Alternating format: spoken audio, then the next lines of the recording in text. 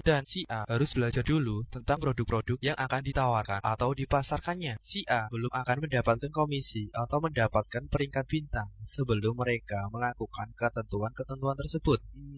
Cukup berat juga ya. Sementara yang atas, apabila mendapatkan member atau konsumen, akan ditaruh di bawahnya dia sendiri. Di sini terlihat, yang atas semakin untung dan yang bawah akan semakin bekerja untuk atas. Dan si A tanpa sadar diperankan sebagai sales, karena A harus menjual produk dalam target, dan setelah produk habis, si A harus kulak lagi ke atasnya. Kalau sistem kerja seperti ini, saya juga tidak mau mengambilnya.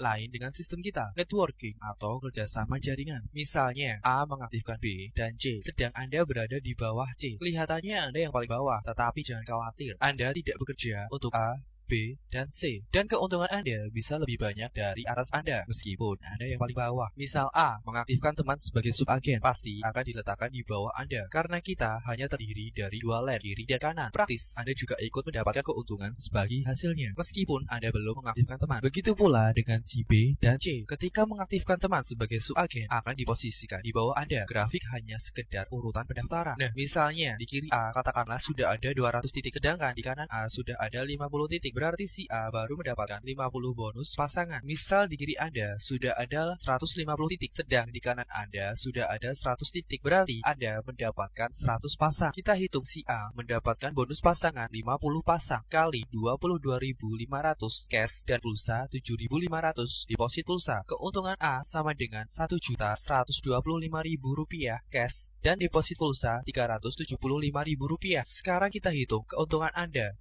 Anda mendapatkan bonus pasangan 100 pasang kali 22.500 cash dan pulsa 7.500 deposit pulsa. Keuntungan yang Anda dapatkan adalah Rp2.250.000 dan deposit pulsa Rp750.000. Bisa kita lihat keuntungan Anda lebih banyak daripada keuntungan si A yang ada di atas Anda. Menarik kan? Di usaha ini Anda tidak bekerja sendiri, Anda bekerja secara tim dan Anda akan dibantu dengan tim kita, tim Esmeralda. Bergabunglah dengan kami di peluang usaha sambilan ini. Anda tidak memerlukan banyak waktu untuk menjalankan usaha ini dan bisa dijalankan kapanpun Anda mau. Dengan modal sedikit, sekali bayar berlaku untuk selamanya. Tidak diperlukan orang yang harus pintar dan cerdas di usaha ini, karena kita punya tim yang akan membantu Anda menjalankan usaha ini hingga meraih keuntungan dan kesuksesan. Hubungi teman Anda yang meminjamkan video ini. Kami akan siap membantu Anda untuk menjalankan usaha ini.